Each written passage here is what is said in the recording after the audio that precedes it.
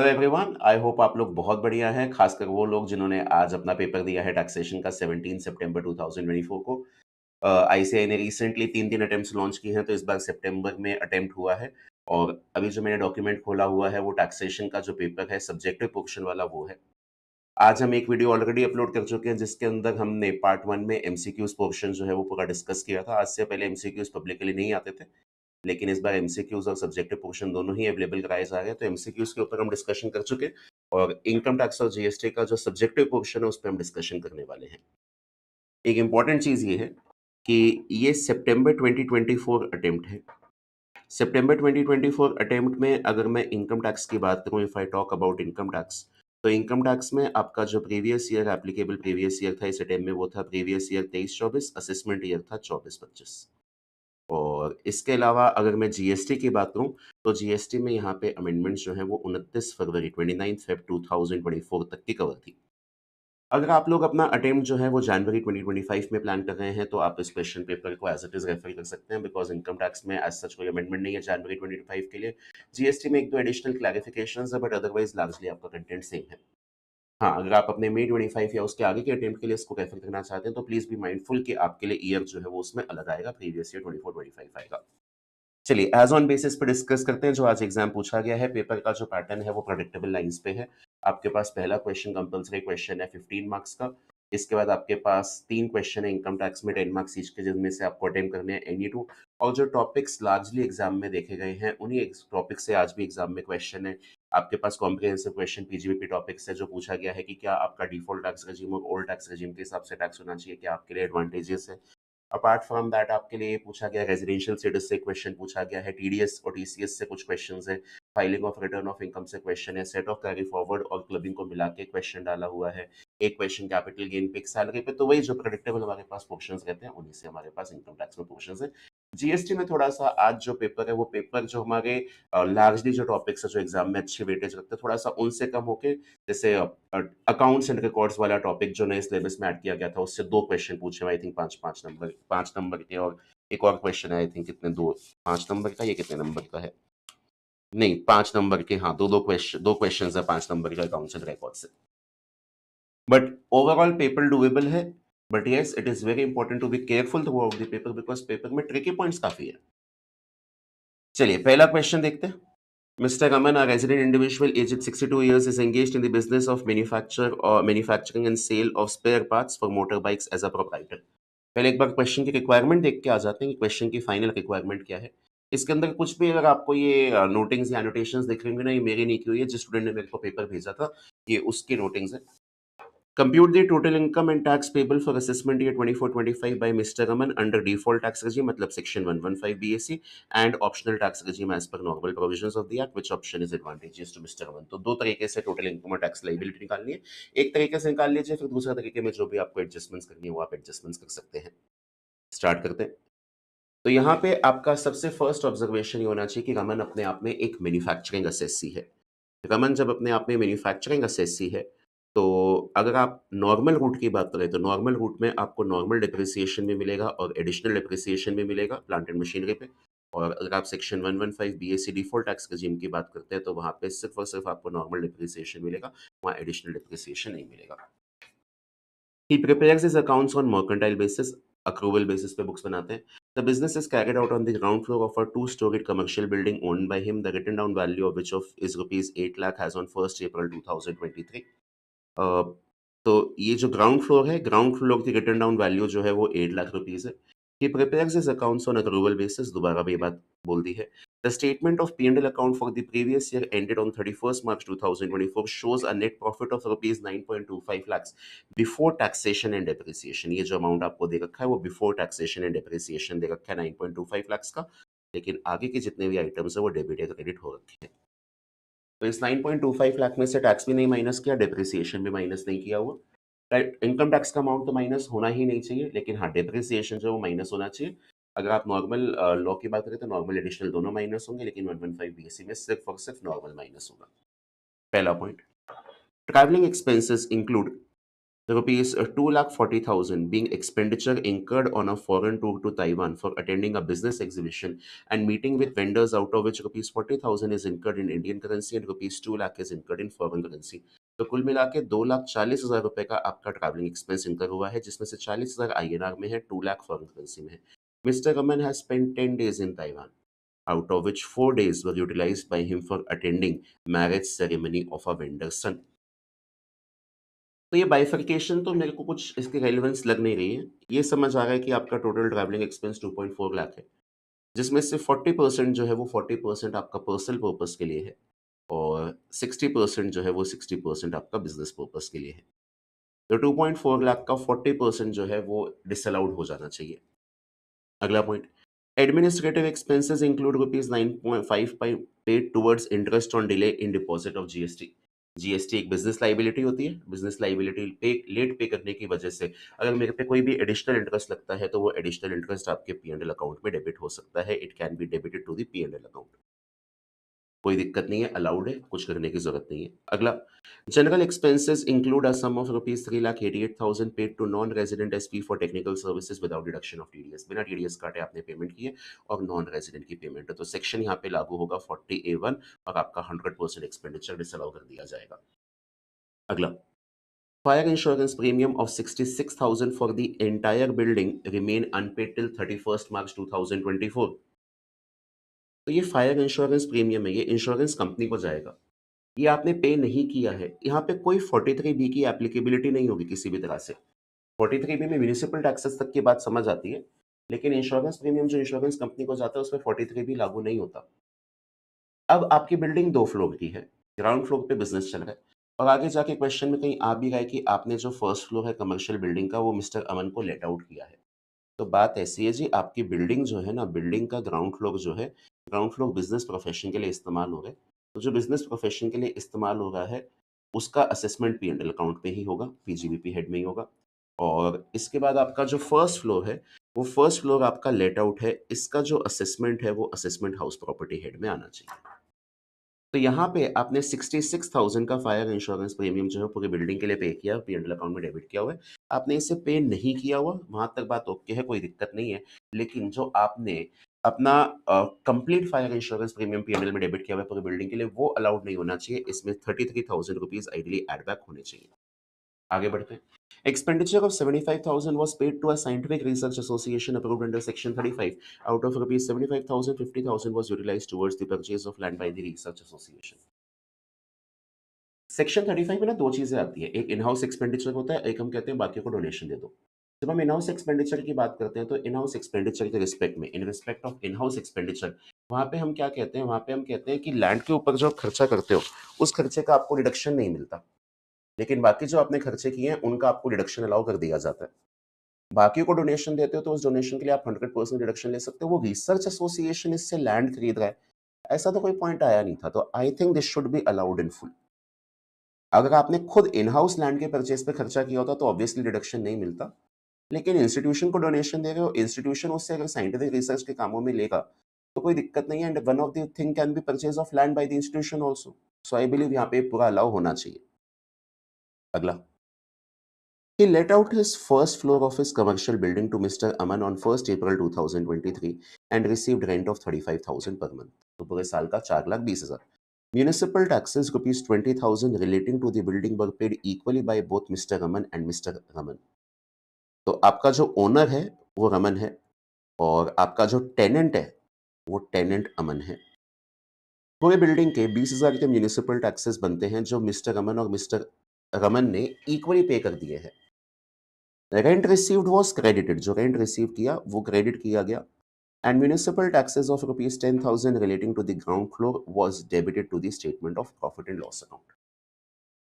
तो बात ऐसे समझ आ रही है कि आपकी पूरी बिल्डिंग का म्युनिसिपल टैक्स 20,000 रुपीज है, जिसमें से ग्राउंड फ्लोर का 10,000 है और ये 10,000 शायद ओनर रमन ने पे किया होगा, और जो फर्स्ट फ्लोर है उस फर्स्ट फ्लोर का 10,000 है और वो 10,000 शायद अमन ने पे किया होगा. तो ये जो 10,000 आपके ग्राउंड फ्लोर के लिए है जो बिजनेस प्रोफेशन में इस्तेमाल होता है वो पीएनएल में डेबिट हो सकता है, वो पीएनएल में डेबिट हो भी रखा है. इस रिस्पेक्ट में किसी भी तरह की कोई दिक्कत नहीं है. जो 10,000 रुपीज़ का अमन ने पे किया है, तो ये 10,000 रुपीज़ का ना इसका असेसमेंट हाउस प्रॉपर्टी हेड में जाना चाहिए और हाउस प्रॉपर्टी हेड में ये माइनस करना अलाउ नहीं किया जाएगा, बिकॉज़ यहाँ पे म्युनिसिपल टैक्सेस टेनेंट ने पे किए हैं। डिडक्शन तभी अलाउ किया जाता है जब म्युनिसिपल टैक्सेस ओनर ने पे किए। एक और चीज़, ये 4,20,000 का जो रेंट है, जो पी&एल अकाउंट में क्रेडिट हो रखा है, वो आइडियली क्रेडिट होना नहीं चाहिए, बिकॉज़ इसका रेंट का असेसमेंट भी हाउस प्रॉपर्टी हेड में होगा। तो 4,20,000 जो क्रेडिट हो रखा है वो हटना चाहिए। 10,000 का म्युनिसिपल टैक्स जो डेबिट हो रखा है वो बिल्कुल ओके है। और हाउस प्रॉपर्टी के टॉपिक में अगर हम आते हैं, if we come to house property topic, तो हाउस प्रॉपर्टी के टॉपिक में आप आते हैं तो हम कह सकते हैं वहाँ पे 4,20,000 रुपए जो है वो आपकी जीएबी मान ली जाएगी। म्युनिसिपल टैक्स माइनस करना अलाउ नहीं किया जाएगा। एनएवी 4,20,000 आ जाएगी, फिर आपका 24 ए आ जाएगा और फिर आपका 24 बी आ जाएगा। ये 30% आ जाएगा। 24 बी तो हमें एज़ सच क्वेश्चन में दिखा नहीं है। सर कल को हम ये माने कि 10,000 जो है वो वो भी हाफ़-हाफ़ पे किया गया है, हाफ़ रमन का, हाफ़ अमन का, हाफ़ अमन का। मैंने तो ये माना है जी, जो ग्राउंड फ्लोर का म्युनिसिपल टैक्स है वो रमन ने खुद पे कर दिया और फर्स्ट फ्लोर का जो रेंट है वो अमन ने पे कर दिया, बिकॉज़ उसने ऑक्यूपाई किया हुआ था। कल को आप ये मानते हैं नहीं कि 10,000 जो बिज़नेस के हैं वो भी आधे-आधे पे किए गए हैं, तो पी&एल में 5,000 डेबिट करना ही अलाउड है। और कल को आप ये माने कि जो 10,000 फर्स्ट फ्लोर था वो भी दोनों ने 5-5 इक्वली पे किया है, तो वहाँ पे 5,000 जीएबी निकालते टाइम पे माइनस हो जाएगा। ओवरऑल आंसर सेम आएगा, ओवरऑल आंसर पे इम्पैक्ट नहीं आएगा, बट हेड वाइज़ आपके आंसर पे इम्पैक्ट आ सकता है। But personally I believe better interpretation ये है कि 20,000 का जो म्युनिसिपल टैक्स है, उसमें 10,000 जो ग्राउंड फ्लोर का है वो रमन ने खुद पे किया होगा, बिकॉज़ वो उसे खुद इस्तेमाल कर रहा है बिज़नेस के लिए। और बाकी 10,000 जो है वो फर्स्ट फ्लोर का है, वो अमन ने पे किया होगा, बिकॉज़ प्रॉपर्टी हमने अमन को लेट आउट की हुई है। आगे बढ़ते हैं। He sold a piece of land for 44 lakhs on 12th April 2023. He had acquired the land for rupees 40 lakhs on 1st January. The gain of rupees 4 lakh is credited to the statement of profit and loss. सबसे पहले यहाँ से PG P&L account से आप 4 लाख हटाइए, because इसका assessment capital gain में होगा, यहाँ पे पीजीबीपी का कोई रेलिवेंस नहीं है। अगली चीज, लैंड के लिए लॉन्ग टर्म शॉर्ट टर्म का जो क्राइटेरिया होता है वो 2 साल होता है। यहाँ पे आपने असेट 2 साल से कम रखा है। आपने 1 जनवरी 2022 से लेके 12 अप्रैल 2023 तक रखा है, आपका time period is less than 24 months, तो आपका असेट जो है वो शॉर्ट टर्म है। यहाँ पे जानबूझ के कन्फ्यूज़ करने के लिए आपको ये फैक्टर्स दे रखे हैं अलग-अलग। जानबूझ के आपको ये फैक्टर्स दे रखे हैं। ये एक 21-22 का फैक्टर है 317 और एक फाइनेंशियल ईयर 23-24 का फैक्टर है 348। ओवरऑल टाइम देखो ना, 1 जनवरी 2022 से देखें तो पूरा 2022 हो गया, 2023 का कुछ टाइम हो गया। अगर ये एसेट 31 दिसंबर 2023 के बाद बिकता, तो जाके ये मेरे लिए लॉन्ग टर्म होता, बट यहाँ पे तो ये शॉर्ट टर्म है। और शॉर्ट टर्म कैपिटल गेन आएगा 4 लाख रुपए का, और ये नॉर्मल इनकम मानी जाएगी, सेक्शन 111 नहीं माना जाएगा, बिकॉज़ 111 में तो शेयर सिक्योरिटीज़ वाली बात जाती है। आगे बढ़ते हैं। Additional information, mister Raman purchased raw material from Messrs Paul Industries, a micro enterprise, for rupees 49,000 on 10th March 2024. However, the payment to Messrs Paul Industry was made on 5 April 2024 by check. No written agreement for payment existed between Messrs Paul Industries and Mr. Raman. Another supplier, Messrs. Carl Industries, a small enterprise with whom also no written agreement existed for payment, was paid rupees 1,34,000 in cash on 5th April for purchase of raw material on 31st March. Both Messrs. Paul Industries and Messrs. Carl Industries follow mercantile system of accounting. अब mercantile system आपका vendor follow कर रहा है, वो मेरे लिए इतना relevance नहीं रखता। आपका पर्सन खुद जो है वो फॉलो करता है, रमन जो है वो मेरे लिए मैटर करता है। अब ये सारी की सारी चीज़ ना सेक्शन 43 बी के थ्रू है। आज के पेपर में जो भी आपकी लेटेस्ट अमेंडमेंट थी ना मई 24 के लिए, वही सितंबर 24 पे भी लागू थी, और काफ़ी चीज़ें इनकम टैक्स और जीएसटी में दोनों अमेंडमेंट से डायरेक्टली पूछी गई हैं। तो यहाँ पे एक एंटिटी आपकी माइक्रो एंटिटी है और एक एंटिटी आपकी स्मॉल एंटिटी है, तो माइक्रो और स्मॉल पे वाला पॉइंट लगता है। और जहाँ पे अग्रीमेंट नहीं होता तो वहाँ पे पेमेंट 15 डेज़ के अंदर-अंदर हो जानी चाहिए, विदिन 15 डेज़। अब फर्स्ट केस में क्या है, फर्स्ट केस में आपका 49,000 का परचेज़ है। और ये परचेज़ है कब का? ये 10 मार्च 2024 का परचेज़ है, लेकिन इसकी पेमेंट कब जा रही है? तो इसकी पेमेंट 5 अप्रैल 2024 को जा रही है। क्योंकि एग्रीमेंट नहीं है, तो पेमेंट 15 दिन के अंदर-अंदर हो जानी चाहिए। और यहाँ पे पेमेंट जो है ना, वो पेमेंट विथिन 15 डेज़ नहीं हुई है। The payment has not taken place within 15 days. 15 दिन के अंदर जो है वो पेमेंट नहीं हुई। जब 15 दिन के अंदर यहाँ पे पेमेंट नहीं हुई है, तो खर्चा जो है वो पी&एल अकाउंट में डेबिट करना अलाउ अक्रूवल बेसिस पे नहीं किया जाएगा, एक्चुअल पेमेंट बेसिस पे किया जाएगा। खर्चा फाइनेंशियल ईयर 23-24 का है, पे 24-25 में हुआ है, तो 24-25 में अलाउ किया जाएगा, 23-24 में अलाउ नहीं किया जाएगा। 49 अगर पी&एल में डेबिट किया हुआ है तो आपको एड बैक करना पड़ेगा। रही बात दूसरे खर्चे की, तो 1,34,000 का आपका दूसरा खर्चा है। यहाँ पे आपका परचेज़ 31 मार्च 2024 का है और आपने पेमेंट 5 अप्रैल 2024 को की है। एग्रीमेंट यहाँ पे भी नहीं है, लेकिन हाँ, पेमेंट 15 डेज़ के अंदर-अंदर हो गई है। पेमेंट 15 डेज़ के अंदर-अंदर जब हो जाती है, तो expenditure is allowed to be debited on accrual basis. तो खर्चा आपका 23-24 का आप 23-24 में से माइनस कर सकते थे, क्योंकि आपने 1,34,000 का जो पैसा है, वो कैश में पे किया है ना, तो इसीलिए ये खर्चा भी माइनस करना अलाउ नहीं किया जाएगा, ये आपको एड बैक करना पड़ेगा। आगे बढ़ते हैं। Mr. Raman acquired a registered trademark on 15 July 2024 for rupees 2 lakh. Mr. Raman started using this trademark for his business from 15 January 2024. So I can say आपने business में से put to use 15 जनवरी 2024 को किया है. Mr. Raman omitted to enter any transaction relating to his trademark in his books of accounts. तो बात ऐसी है, इस पे डेप्रिसिएशन अलाउ किया जाएगा। ट्रेडमार्क एक इंटेंजिबल एसेट है, तो 2 lakh into 25% into 1/2। Why I am saying 1/2? Because the asset has been put to use for less than 180 days. एक और चीज़, यहाँ पे सिर्फ नॉर्मल डेप्रिसिएशन आएगा, ट्रेडमार्क पे एडिशनल डेप्रिसिएशन नहीं बनता है। अगली बात, mister Aman bought a car for personal use on 12th April 2020 for 5,40,000. He started using this car for business purpose from 1st April 2023. As on that date, the market value of the car was rupees 2,10,000. Assume the rate of depreciation to be 15.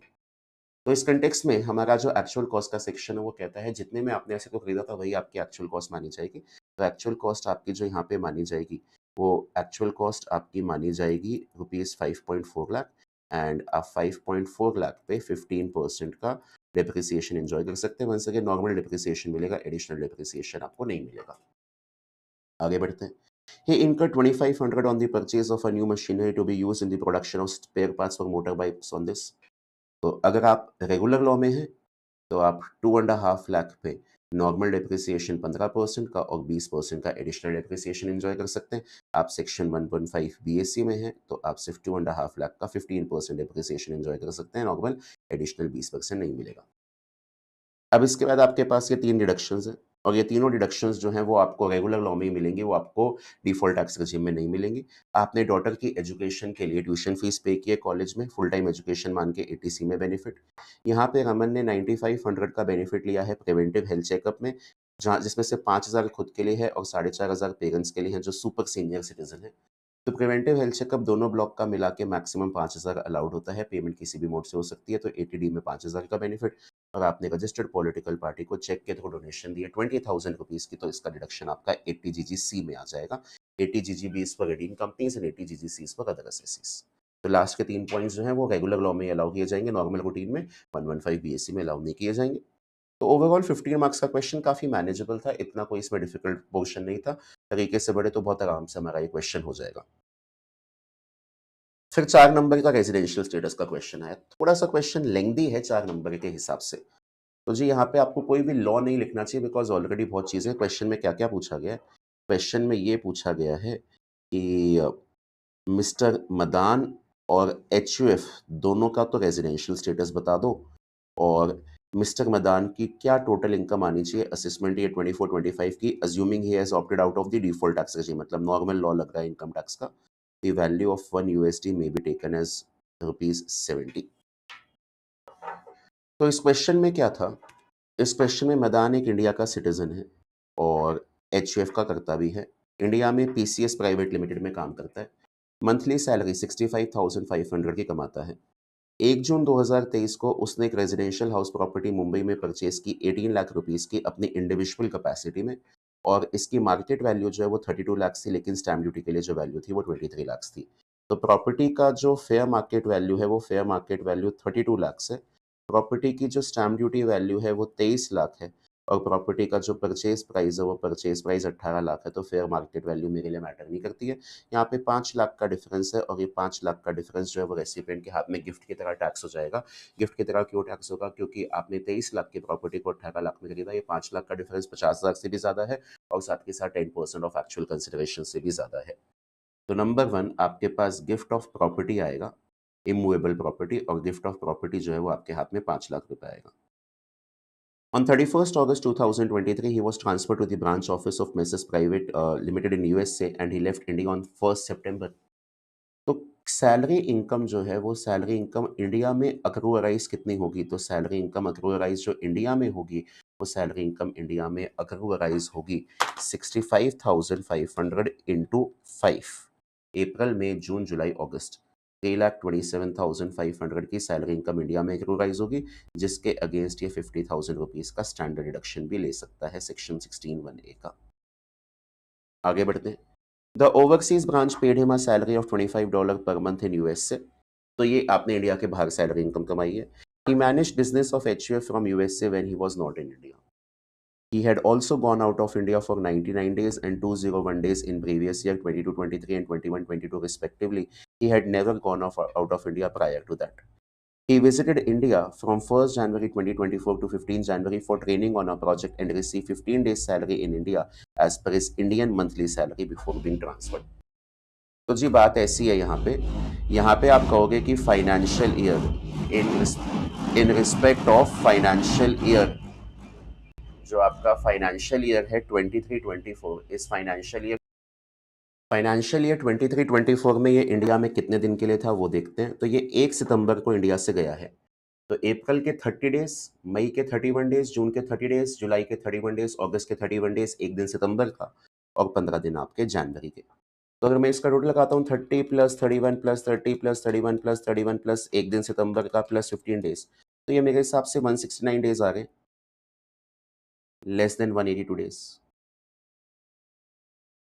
Past की बात करें तो financial year 22-23 में ये India से 99 days के लिए गए थे और फाइनेंशियल ईयर 21-22 में ये इंडिया से 201 डेज के लिए गए थे। 365 minus 99 266 and 365 minus 201 164। Before always in India, उससे पहले हमेशा इंडिया में थे, ऑलवेज इन इंडिया। इन 15 दिन की सैलरी को इन्हें इंडिया में दिया गया और इंडियन मंथली सैलरी के हिसाब से दिया गया बिफोर बीइंग ट्रांसफर्ड। तो इन 15 दिन के लिए 65,500 के हिसाब से इन्हें इंडिया में पैसा मिला। अगली चीज, mister Rajeev, one of his friends give him a sculpture in India, gifted him a sculpture in India on August 10, 2023। The market value is 45,500। अब स्कल्पचर जो होता है ना, वो मेरे पास गिफ्ट में पार्ट 3 में आता है। 3 पार्ट आते हैं, sum of money, immovable property and other specified property. Sculpture मेरे लिए पार्ट 3 में आता है और पार्ट 3 के अंदर गिफ्ट का जो अमाउंट है वो 45,100 है। तो ये गिफ्ट मेरे हाथ में क्या रहेगा, एग्जेम्प्ट रहेगा, 50,000 के अंदर अंदर है। अब क्वेश्चन आपसे ये पूछता है मदान का क्या रेजिडेंशियल स्टेटस है, HUF का क्या रेजिडेंशियल स्टेटस है। देखो HUF का रेजिडेंशियल स्टेटस तो आप बता सकते हैं, कुछ टाइम के लिए कंट्रोल ऑफ मैनेजमेंट इंडिया में था, तो HUF जो है वो तो इंडिया में सेक्शन 62 के हिसाब से रेजिडेंट कहलाएगी और आप सेक्शन 66B लगाएंगे, पिछले 7 साल का स्टे 79 डेज या इससे ज्यादा आराम से आ जाएगा। और अगली चीज, पिछले 10 साल के अंदर ये पर्सन कम से कम 2 बार तो रेजिडेंट आराम से निकल ही जाएगा। तो as per section 66B HUF India में ROR मानी जाएगी। Talking about the individual mister Madan, तो मिस्टर मदान के केस में ना इसकी total income other than income from foreign sources 15 lakh से ज्यादा नहीं आएगी। 5 लाख का तो प्रॉपर्टी का गिफ्ट है, सैलरी की इनकम आ रही है थोड़ी सी, गिफ्ट वैसे भी आगे वाला एग्जाम्प्ट है, तो जो total income other than income from foreign sources वो 15 लाख के अंदर अंदर आएगी।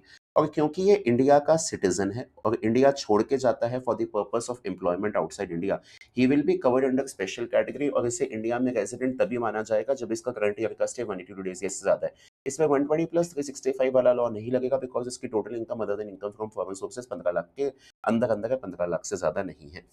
सो एज पर दिस ये पर्सन नॉन रेजिडेंट क्वालिफाई करना चाहिए। और नॉन रेजिडेंट तक के होने के बाद कौन कौन सी इनकम इंडिया में टैक्स होगी, 5 लाख गिफ्ट की इनकम, इसके बाद ये 5 महीने की सैलरी इनकम तो थी, साथ के साथ ये 15 दिन की इनकम और इसके हाथ में टैक्स होगी बिकॉज ये इसने इंडिया में ही रिसीव करी है। तो 65,500 इंटू 1 डिवाइडेड बाई 2, 15 दिन की सैलरी आप ले सकते हैं।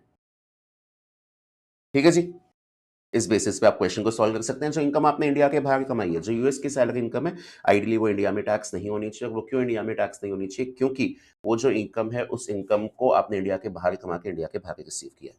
4 नंबर का क्वेश्चन रेजिडेंशियल स्टेटस से। अगला 6 नंबर का क्वेश्चन TDS TCS से। बहुत दिनों बाद एग्जाम में इंटरेस्ट की कंप्यूटेशन पे क्वेश्चन आया।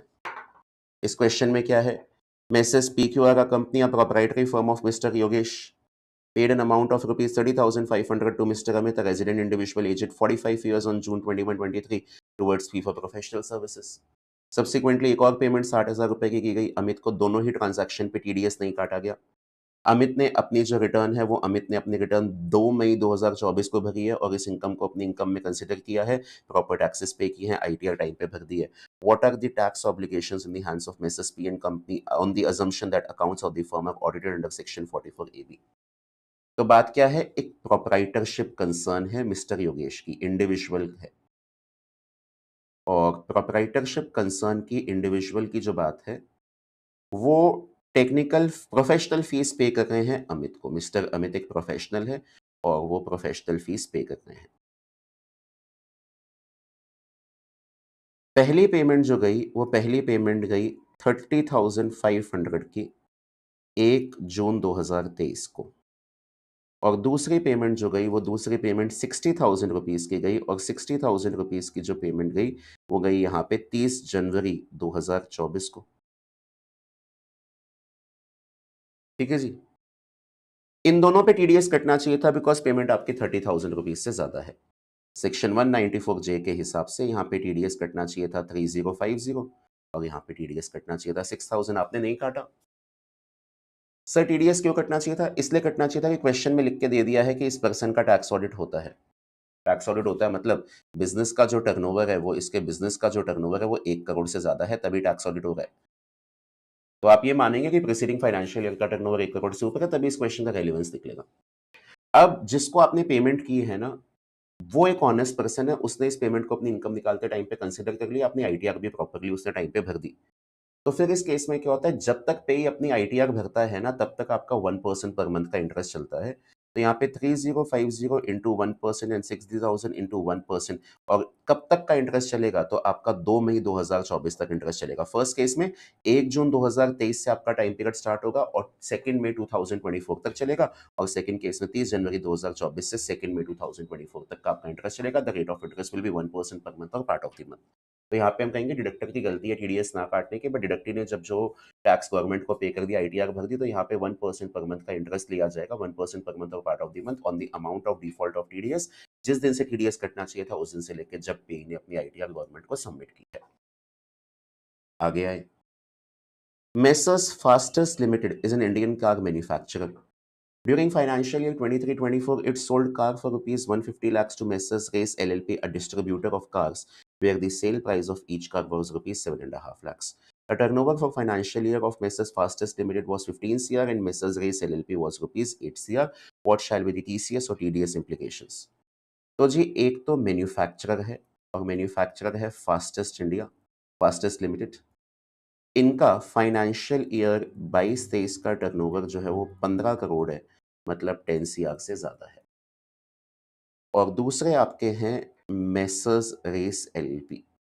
मेसर्स रेस एलएलपी जो है वो मेसर्स रेल एलएलपी डिस्ट्रीब्यूटर है। ठीक है जी। और इनका प्रीसीडिंग फाइनेंशियल ईयर का टर्नओवर 8 करोड़ है। इस साल कुल मिला के 150 लाख की सेल हुई है और हर गाड़ी का प्राइस 7.5 लाख है। 10 लाख से कम की वैल्यू पे तो टीसीएस कलेक्ट ही नहीं होता कार के केस में। और इनफैक्ट अगर 10 लाख से ऊपर की भी आपकी परचेज यहाँ पे गाड़ी की सेल वैल्यू होती ना, तब भी टीसीएस का लॉ नहीं लगता, क्योंकि यहाँ पे ट्रांजैक्शन मैन्युफैक्चरर और डिस्ट्रीब्यूटर के बीच में है। सेक्शन 2061F में टीसीएस का लॉ तब लगता है जब गाड़ी एंड कस्टमर को बेची जाती है। तो यहाँ पे 2061F का लॉ तो एप्लीकेबल है ही नहीं। अगली चीज, फिर बात आ सकती है या तो 194 क्यू पे या बात आ सकती है 2061H पे। 194 क्यू का जो लॉ है उसको लगने के लिए जो आपका बायर है उस बायर का टर्नओवर जो है वो 10 सीआर से ऊपर होना चाहिए, और 2061H लगने के लिए सेलर का जो टर्नओवर है वो 10 सीआर से ऊपर होना चाहिए। क्योंकि टीसीएस 2061F में लागू हो ही नहीं रहा, तो 2061H की एप्लीकेबिलिटी यहाँ पे हो सकती है। अब सेलर का टर्नओवर जो है वो तो 10 सीआर से ज़्यादा है, लेकिन बायर का टर्नओवर 10 सीआर से ज़्यादा नहीं है। बायर का टर्नओवर तो प्रीसीडिंग फाइनेंशियल ईयर का 8 सीआर है। तो यहाँ पे 194 क्यों नहीं लगेगा, यहाँ पे 2061H में टीसीएस कलेक्ट होगा, और टीसीएस कलेक्ट होगा at the rate of 0.1% on the amount in excess of rupees 50 lakh. तो यहाँ पे आपकी 150 लाख है, तो 150 लाख में से 50 लाख कट जाएगा, बैलेंस 100 लाख पे 0.1% का आपका टीसीएस कलेक्ट हो जाएगा। अगला क्वेश्चन सैलरी से 6 नंबर का क्वेश्चन है। The particulars given below are of Mr. Radhe's income, age 47 years, posted in a private company in Delhi for previous year 23-24.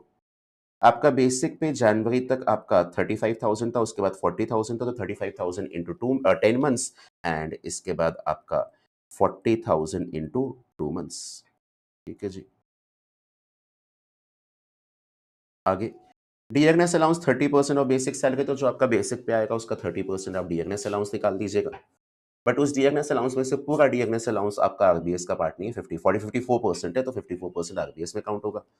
Leave encashment for previous year 23-24 10,000। 3% retire तो हुआ ही नहीं है, leave encashment है। That means इसे service के दौरान माना जाएगा, और जब इसे सर्विस के दौरान माना जाएगा तो ये आपके हाथ में क्या रहेगा? ये आपके हाथ में फुली टैक्सेबल रहेगा।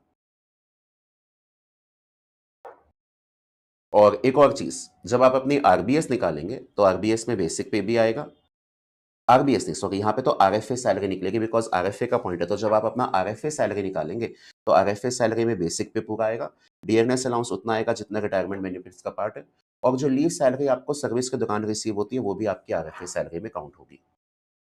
Arrears of salary, advance salary RFA salary निकालते टाइम पे काम नहीं आएगा। आपने अप्रैल 2024 की सैलरी एडवांस में 31 मार्च 2024 को रिसीव कर ली है, तो अप्रैल 2014 की जो सैलरी है वो आपकी टैक्स हो जाएगी मार्च में ही। क्यों टैक्स हो जाएगी? Because salary income is chargeable to tax on due basis और receipt basis whichever is earlier. ये बिलोंग करती है अगले महीने को, अगले साल को, अगले महीने को, लेकिन आपको रिसीव इसी साल होगी तो ये इसी साल टैक्स हो जाएगी। Also he received an arrear salary for the month of March 2023 on the same day. पिछले साल की सैलरी इस साल इसको रिसीव होती है, तो हम ये मानेंगे कि ये पैसा पहले ऑलरेडी टैक्स हो चुका होगा, तो इससे दोबारा टैक्स नहीं करेंगे। अब यहाँ पे एम्प्लॉयर ने इसे रेंट फ्री अकोमोडेशन दिया है, फुली फर्निश्ड अकोमोडेशन दिया है दिल्ली में 1 अप्रैल 2019 से। The house is owned by his employer. तो दिल्ली के लिए आपको पता ही है, दिल्ली के लिए आपका यहाँ पे जो लॉ था वो चेंज हुआ था। आपका अप्रैल से लेके अगस्त तक कैलकुलेशन ओल्ड रेट के हिसाब से चलेगी। वो ओल्ड रेट मेरे पास रहेगी 15% ऑफ आरएफए सैलरी, और इसके बाद आपका सितंबर से लेके आपका मार्च तक जो कहानी है वो चलेगी सितंबर टू मार्च, तो इसमें आप लेके चलेंगे 10% ऑफ आरएफए सैलरी, क्योंकि दिल्ली की जो पॉपुलेशन है ओल्ड लॉ के हिसाब से 25 लाख से ज़्यादा है, नए लॉ के हिसाब से 40 लाख से ज़्यादा है। During previous year 1920 the perquisite value of such RFA was rupees 39,000। और फिर आपको ये फाइनेंशियल ईयर 1920, 2021 और 23-24 के भी फैक्टर्स दे रखे हैं। इसका क्या रेलेवेंस है? हमारा लॉ ये कहता है कि फाइनेंशियल ईयर 23-24, क्योंकि आप इस अकोमोडेशन को काफ़ी टाइम से एंजॉय कर रहे हो, तो फाइनेंशियल ईयर 23-24 की जो परक्विजिट वैल्यू है आरएफए की, वो मैक्सिमम कितनी हो सकती है? तो वो मैक्सिमम कितनी हो सकती है? जो आपकी 1920 की परक्विजिट वैल्यू है into CII 348 of 23-24 and upon में सीआईआई ऑफ 1920 जो मेरे पास है 289, इतना हो सकता है। तो जब आप इसमें कंप्यूट करेंगे मोस्ट लाइकली आपकी आरएफए की वैल्यू शायद ज़्यादा ही आने वाली है। तो 39,000 इंटू 348 अपॉन 289, उतने पे आपकी आरएफए वैल्यू लिमिट हो जानी चाहिए। डिटेल कैलकुलेशन मैंने भी करके नहीं देखी है, तो मोस्ट लाइकली वो होने वाला है यहाँ पे। अगला, the employer has also provided him with the facility of a gardener to maintain the house. The salary of gardener paid by the employer was 1,000 per month. तो gardener के 12,000 रुपए आपके हाथ में टैक्स होगा बिल्कुल। The furniture and appliances provided by with the house were bought by the employer at an aggregate cost of rupees 1,50,000 on 1st January. तो furniture और अप्लायंसेस आपको जो प्रोवाइड किए जा रहे हैं वो एम्प्लॉयर ओन करता है, तो इसका रिस्पेक्ट में 10% per annum of original cost, तो 1,50,000 इंटू 10% आपके हाथ में टैक्स हो जाएगा। अगला, electricity and water bills of 4,000 for the house were paid by the employer, ये भी आपके हाथ में टैक्स हो जाएंगे। आगे बढ़ते हैं। The employer also spend rupees 50,000 on a refresher course for upgrading mister Adesh skill. Employer ने खर्चा किया है एम्प्लॉय की ट्रेनिंग पे, तो ये एम्प्लॉय के हाथ में एग्जेम्प्ट है, इसमें कोई ट्रीटमेंट नहीं होगा। अगला, during the previous year his wife had been admitted in a notified hospital for treatment of a kidney disease. The hospital bills amounting to 350 were paid by the employer. तो treatment of medical facility में wife हमारे लिए family के meaning में cover होती है, और साथ के साथ ट्रीटमेंट भी एक नोटिफाइड हॉस्पिटल में हुआ है, तो इससे भी हम एग्जेम्प्ट कर सकते हैं। You are required to compute the taxable salary income of Mr. Radhe for the assessment year 24-25, assuming that he has opted out of the default tax regime. तो नॉर्मल regime के हिसाब से आपको सैलरी की income compute करनी है। हो जाएगी ये आंसर। अगला 4 नंबर का क्वेश्चन कैपिटल गेन से। Mister Raj, a resident individual aged 69 years, sold an urban agricultural land. Urban agricultural land है तो कैपिटल एसेट माना जाएगा। 15 दिसंबर 2023 को आपने विपुल को बेची है, जब इसकी स्टैम्प ड्यूटी जो वैल्यू है 95 लाख है। लेकिन एग्रीमेंट टू सेल तो जो है वो 15 जुलाई को ही हो गया था और उस टाइम पे 4 लाख का एडवांस जो है वो आईएमपीएस के थ्रू पे किया गया था। स्टैम्प ड्यूटी वैल्यू जो है उस दिन एग्रीमेंट वाले दिन आपकी 85 लाख है। तो जी बात ऐसी है, आपका जो सेलिंग प्राइस है वो सेलिंग प्राइस 75 लाख है। आपकी एसडीवी 1 जो एग्रीमेंट वाले दिन की एसडीवी है वो आपकी है कितनी? वो आपकी 85 लाख है।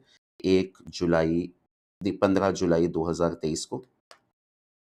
और आपकी एसडीवी 2 जो रजिस्ट्रेशन वाले दिन की एसडीवी है, वो आपकी 15 दिसंबर 2023 को जो है वो आपकी 95 लाख है।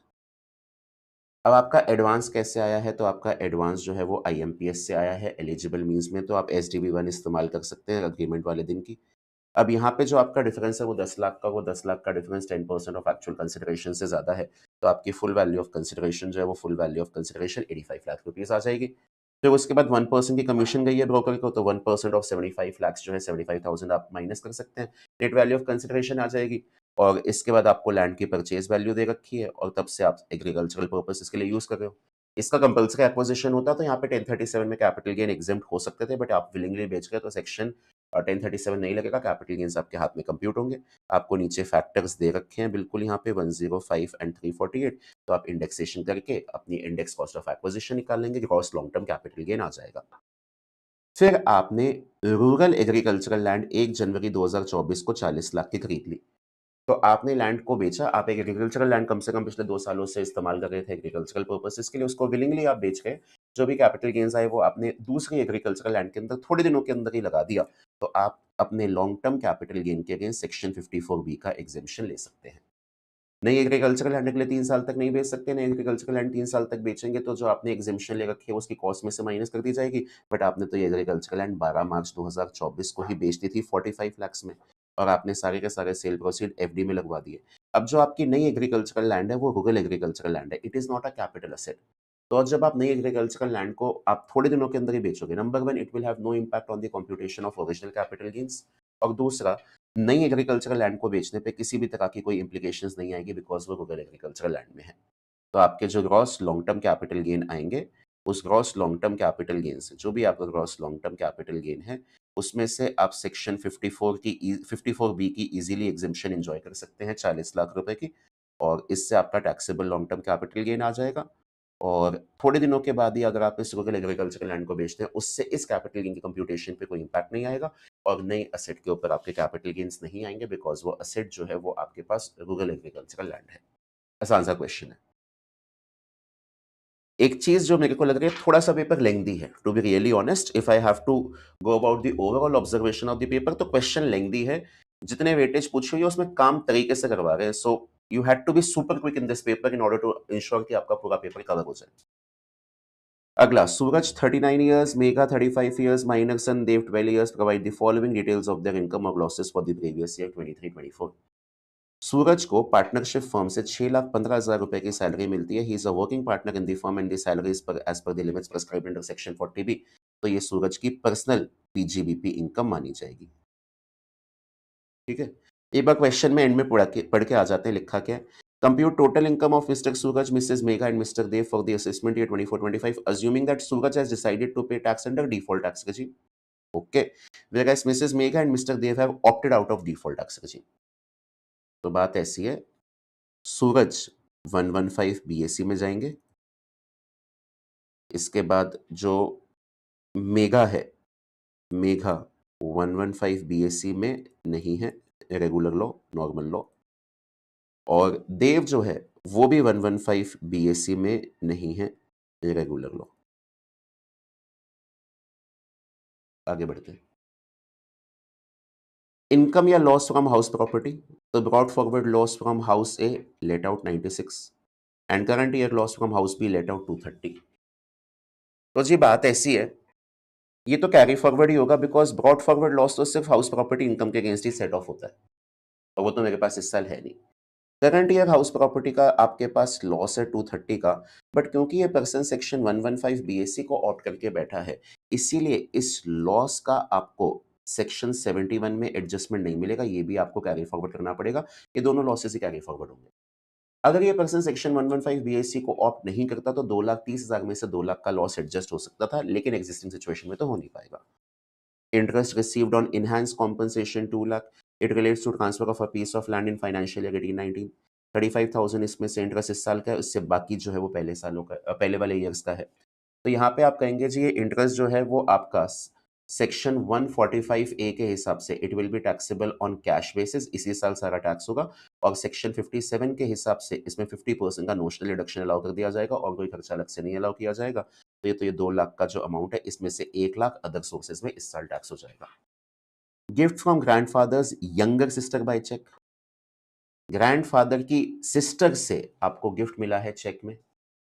खुद के पेरेंट्स के ब्रदर सिस्टर कवर होते हैं, लेकिन ग्रैंड पेरेंट्स के ब्रदर सिस्टर कवर नहीं होते हैं, वो रिलेटिव के मीनिंग में नहीं आते, तो ये वाला गिफ्ट आपके हाथ में टैक्सेबल होगा। Brother and sister of either of the parents of the individual वो मेरे लिए रिलेटिव के मीनिंग में कवर है, लेकिन ग्रैंड पेरेंट्स के ब्रदर सिस्टर कवर नहीं है। तो ग्रैंड पेरेंट्स की सिस्टर से, अगर ग्रैंडफादर की यंगर सिस्टर से अगर आपको गिफ्ट मिलता है तो वो आपके हाथ में टैक्सेबल है। दादाजी की बहन से गिफ्ट मिलता है। Dividend on listed equity shares of domestic companies cross 50,000 other sources में चला जाएगा। इसके रिस्पेक्ट में कोई खर्चा अलग से बता तो रखा नहीं है, तो पूरा टैक्सेबल होगा। अगला, 1 दिसंबर 2023 को सूरज को 75 लाख एलआईसी की मैच्योरिटी पे मिलता है, which was take life insurance policy की मैच्योरिटी पे मिलता है। पॉलिसी 1 मई 2012 को ली गई थी। 6 लाख का एनुअल प्रीमियम पे किया, सम अश्योर्ड 65 लाख है। आपने पॉलिसी ना जो ली है, सबसे पहले आपकी पॉलिसी पे 10-15% की क्या लिमिट है? तो कट ऑफ डेट मेरे पास आती है 1 अप्रैल 2012। आपने पॉलिसी 1 अप्रैल 2012 के बाद ली है, तो फिर आपके लिए यहाँ पे मैक्सिमम 10% तक की लिमिट थी। अमाउंट को लेके जो 5 लाख की लिमिट आई थी ना, वो 5 लाख की लिमिट उन्हीं पॉलिसीज़ पे लगती है, जो आपने 1 अप्रैल 2023 या इसके बाद ली है। जो पॉलिसीज़ आपने 1 अप्रैल 2023 से पहले ली है, उन पे 5 लाख की लिमिट नहीं लगती है। तो इस पॉलिसी पे आपको 10% की लिमिट लगानी है, आपको 5 लाख की मॉनिटरी लिमिट नहीं लगानी है। और क्योंकि आपका एनुअल प्रीमियम 6 लाख का सम एश्योर्ड के 65 लाख के 10% के अंदर-अंदर है, तो ये मैच्योरिटी प्रोसीड्स आपके हाथ में क्या रहेंगे? ये फुली एग्जेम्प्ट रहेंगे under section 1010D। This policy will be subject to the limit of 10%, but it will not be subject to the monetary limit of 5 lakh because the policy has been taken before 1st April 2023. आगे बढ़ते हैं। इसके बाद आगे आए, और आगे आने के बाद मेघा की बात है। Current year loss from business, she carried on this businesses with funds which Mr. Suraj gifted to her. तो ये 8,10,000 रुपए का जो लॉस है ना, वो इन्होंने बिजनेस से किया, और बिजनेस खुद के पैसों से नहीं, हस्बैंड के पैसों से किया है। तो ये लॉस भी ना मेघा का लॉस नहीं माना जाएगा, ये लॉस भी सूरज का लॉस माना जाएगा, और इस 8,10,000 का सेट ऑफ मेघा को अलाउ नहीं किया जाएगा, सूरज को अलाउ किया जाएगा। सूरज इससे पहले अपनी करंट ईयर पीजीबीपी इनकम के अगेंस्ट सेट ऑफ करेगा, इसके बाद अगर कोई लॉस बचता है तो उससे वो बाकी इनकम के अगेंस्ट भी सेट ऑफ कर सकता है, except casual income and salary income. अगला, Mrs. Megha purchased a house property from her Sridhan and gifted the same to her minor son Mr. Dev on 1st April 2023 out of love and affection. The fair market value of the house on the date of transfer was 51 lakhs. और देव ने इस property को let out करके 35,000 per month का rent कमाया है। यहाँ पे क्लबिंग का लॉ नहीं लगेगा, यहाँ पे आपका डीम्ड ओनरशिप का लॉ लगेगा। जहाँ पे माइनर चाइल्ड को प्रॉपर्टी ट्रांसफर गिफ्ट की जाती है, तो वहाँ पे डीम्ड ओनरशिप का लॉ लगता है। ये हाउस प्रॉपर्टी की इनकम स्टार्टिंग से ही मेघा के हाथ में निकाली जाएगी। 35,000 into 12 months minus 30% standard deduction under section 24 है, ये मेघा के हाथ में आपकी हाउस प्रॉपर्टी इनकम आएगी। यहाँ पे 1500 की एग्जिम्पशन नहीं दी जाएगी, बिकॉज क्लबिंग का लॉ नहीं लगता है। 1500 की एग्जिम्पशन तब दी जाती है जब क्लबिंग का लॉ लगता है 64 बने का। यहाँ पे क्लबिंग का लॉ नहीं है, सेक्शन 27 का डीम्ड ओनरशिप का लॉ है। और एक और चीज, देव को जो अपनी मदर से गिफ्ट रिसीव हुआ है प्रॉपर्टी का, वो उसके हाथ में एग्जेम्प्ट है, बिकॉज मदर रिलेटिव के मीनिंग में कवर है। तो बहुत इजी मैनेजेबल क्वेश्चन है ये भी। अगला, अब आपके पास 4 नंबर का क्वेश्चन है, इसमें चॉइस आपके पास, और दोनों ये क्वेश्चन सारे filing of return of income से। Vegetable Limited filed its return for assessment year 23-24 on 15 December 2023. On 2nd January 2024, the accountant realized that he had forgotten to claim a genuine business expenditure amounting to rupees 15 lakh. He wants to file revised return to claim such expenditure as the assessment is not yet completed, whether the action of the accountant is valid or not. तो देखिए जी, previous year यहाँ पे 22-23 है, assessment year आपका कौन सा है? तो असेसमेंट ईयर आपका 23-24 है। अब आप अपनी आईटीआर कब तक रिवाइज कर सकते हैं? असेसमेंट ईयर के 31 दिसंबर और completion of assessment whichever is earlier. तो ये आईटीआर आपकी रिवाइज हो सकती थी 31 दिसंबर 2023 तक। इसके बाद में आप इसे रिवाइज नहीं कर सकते थे एज पर सेक्शन 139(5), और यहाँ पे आपने इसे रिवाइज कब किया? आपने इसे रिवाइज करने का आप सोच रहे हैं 2 जनवरी 2024 को। एक और चीज, आपकी ओरिजिनल आईटीआर भी ना बिलेटेड आईटीआर है। आपने ओरिजिनल आईटीआर 15 दिसंबर 2023 को भरी है। कंपनी है तो कंपनी को अपनी आईटीआर 31 अक्टूबर 2023 तक भर देनी चाहिए थी। आपने बिलेटेड आईटीआर भरी है 139(4) में। बिलेटेड आईटीआर भी रिवाइज हो सकती है, but till 31 December of assessment year और completion of assessment whichever is earlier, और आप 2 जनवरी 2024 को इसे रिवाइज करना चाहते हैं तो ये नहीं हो सकती है, आपकी लिमिट खत्म हो गई है। आगे बढ़ते हैं। Mahindra, a resident individual aged 45 years, earned a salary income of 2 crore during financial year 23-24. He also earned dividend from unlisted shares amounting to 4 lakh. He wants to file his return of income for assessment year 24-25 through a tax return preparer. Can he do so? तो TRP के through companies अपनी ITR नहीं भर सकती, non residents अपने ITR नहीं भर सकते, और एक ऐसा पर्सन जिसे टैक्स ऑडिट कराना हो वो आईटीआर नहीं भर सकता एक टीआरपी के थ्रू। इस पर्सन ने ऑल्दो 2 करोड़ की सैलरी इनकम कमाई है, बट स्टिल इसे टैक्स ऑडिट कराने की जरूरत नहीं है। 1 करोड़ की लिमिट बिजनेस के केस में चेक की जाती है। जब इसे टैक्स ऑडिट नहीं कराना तो ये टीआरपी के थ्रू अपनी आईटीआर भरना चाहे तो भर सकता है, कोई भी दिक्कत नहीं है। अगला क्वेश्चन, अपडेटेड आईटीआर पे था।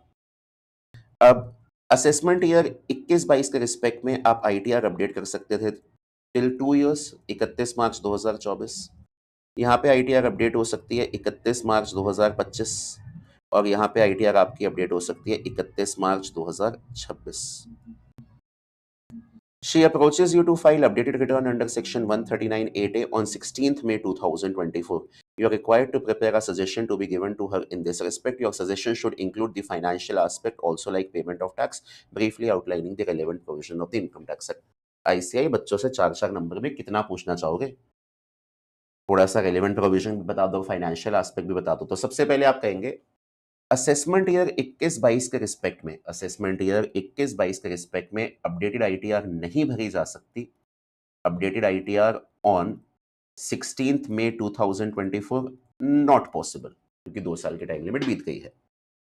इसके बाद असेसमेंट ईयर 22-23 के लिए आप अपडेटेड आईटीआर भर सकते हैं, कोई भी दिक्कत नहीं है। और यहाँ पे ना एक चीज देखिए, आपका टैक्स पेबल 560 था, लेकिन आपका 10 लाख का ऑलरेडी टीडीएस जो है वो टीडीएस कटा हुआ था। टाइम लिमिट तो आपकी जो है वो टाइम लिमिट बीती नहीं है। आपकी जो टाइम लिमिट है वो टाइम लिमिट बीती नहीं है। 16 मई 2025 जो है वो आपके 2 साल के टाइम के अंदर-अंदर है। इस हिसाब से तो आप आईटीआर को अपडेट कर सकते थे। लेकिन एक चीज देखिएगा, अगर ये आईटीआर को अपडेटेड आईटीआर भरते हैं तो इसकी वजह से इनको रिफंड मिलता है, और कितने का रिफंड मिलता है? 4,40,000 रुपए का रिफंड मिलता है, क्योंकि टैक्स पेबल 560 था, टीडीएस 10 लाख था। आईटीआर अपडेशन से ना गवर्नमेंट को फायदा होना चाहिए, आपको फायदा नहीं होना चाहिए। तो क्योंकि आपका यहाँ पे 4,40,000 का रिफंड बनता है ना, इस वजह से ऑल्दो 2 साल का टाइम बीता नहीं है, इस वजह से आपको आईटीआर अपडेट करना अलाउ नहीं किया जाएगा, बिकॉज आपका रिफंड बनता है। और लास्ट, यहाँ पे आप अपडेटेड आईटीआर भर सकते हैं, कोई भी दिक्कत नहीं है। अभी तो आपका असेसमेंट ईयर 31 मार्च 2024 को खत्म ही हुआ है, और आप 16 मई 2024 को आईटीआर को अपडेट करना चाहें, you can very easily do that. यहाँ पे आपको क्या करना पड़ेगा? आपको टैक्स देना पड़ेगा, साथ के साथ आपको यहाँ पे इंटरेस्ट भी देना पड़ेगा, फिर लेट फीस भी देनी पड़ेगी, और साथ के साथ एडिशनल टैक्स भी देना पड़ेगा। और एडिशनल टैक्स 25% का लगेगा, क्योंकि असेसमेंट ईयर खत्म होने के अगले 12 महीने के अंदर अंदर ही आप आईटीआर को अपडेट कर रहे हैं। 12 महीने के बाद और अप टू 24 मंथ्स करते हैं तो 50% एडिशनल टैक्स आता है।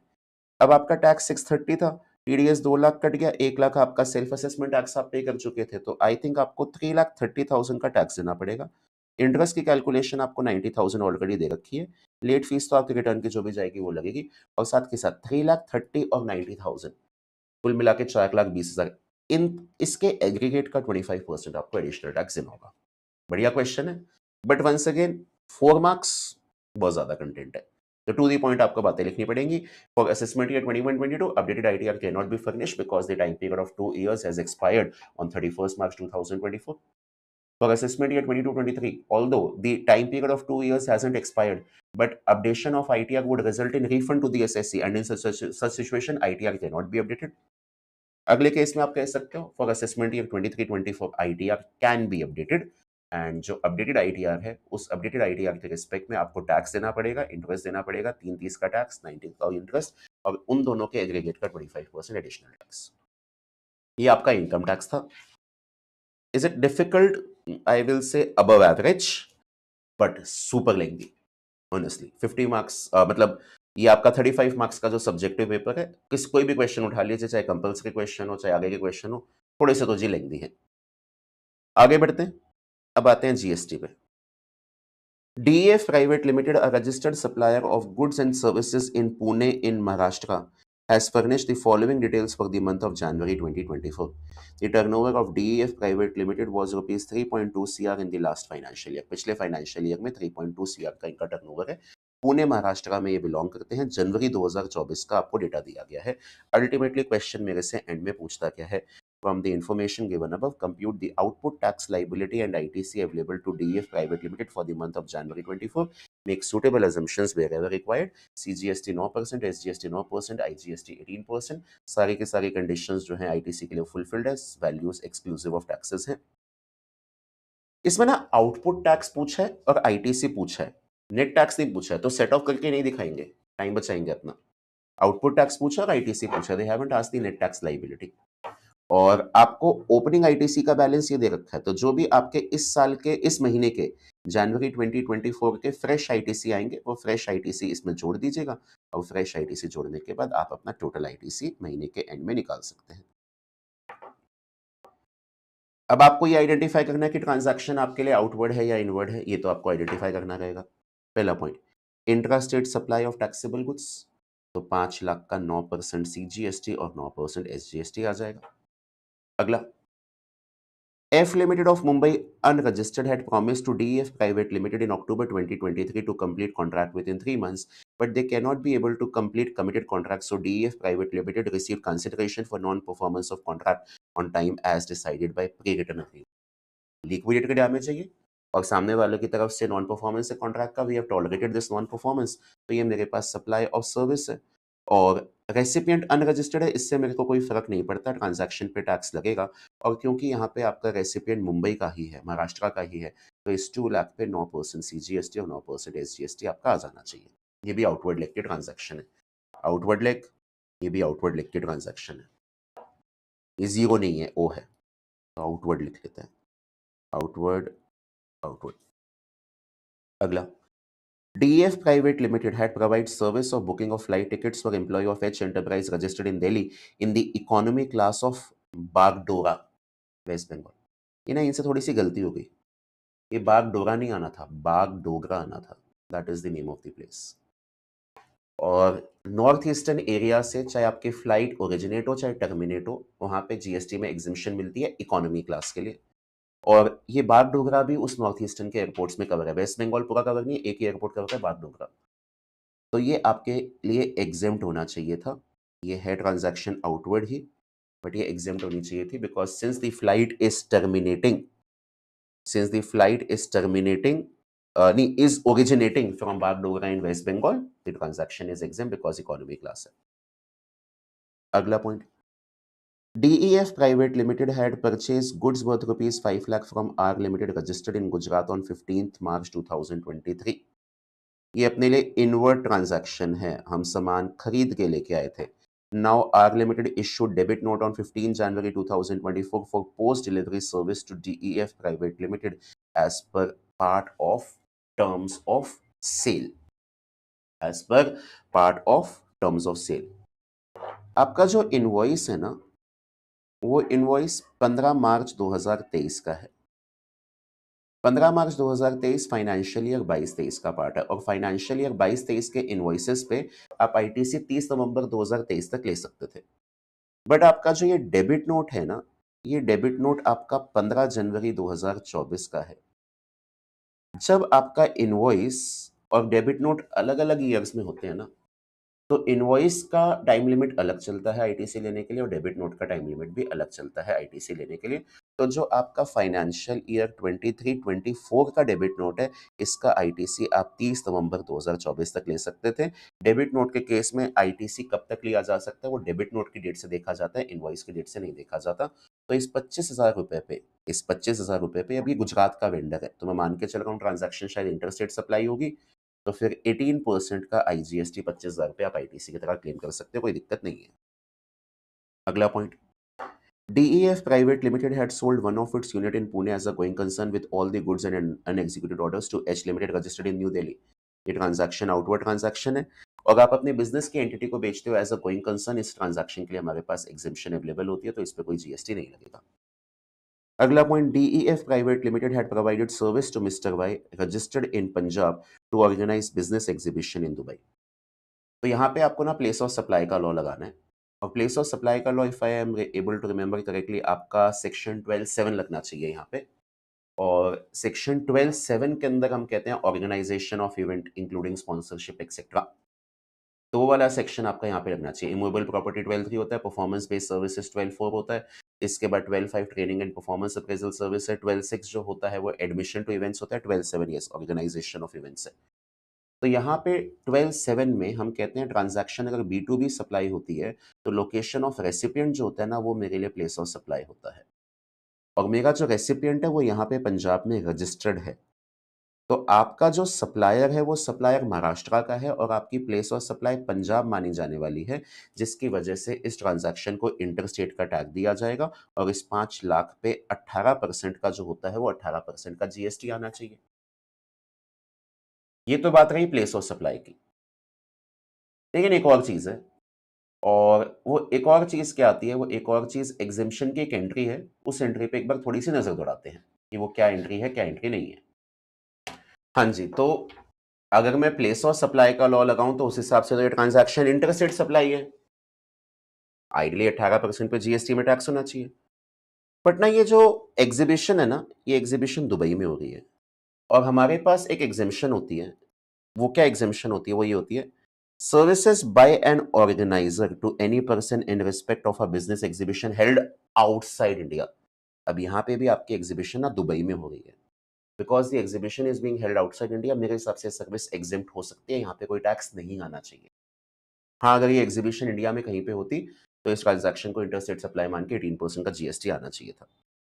अगला, इंटरस्टेट सप्लाई और सर्विस आउटवर्ड ट्रांजैक्शन है, और आउटवर्ड ट्रांजैक्शन है तो 10 लाख पे 18% का आप आईजीएसटी लगा सकते हैं। अगला, amount towards receipt of intrastate service, amount towards receipt, हमने सर्विसेज रिसीव की हैं, मेरे हिसाब से इनवर्ड लेग है, और इनवर्ड लेग पे आप आईटीसी क्लेम कर सकते हैं 6 लाख इंटू 9% और 9% का।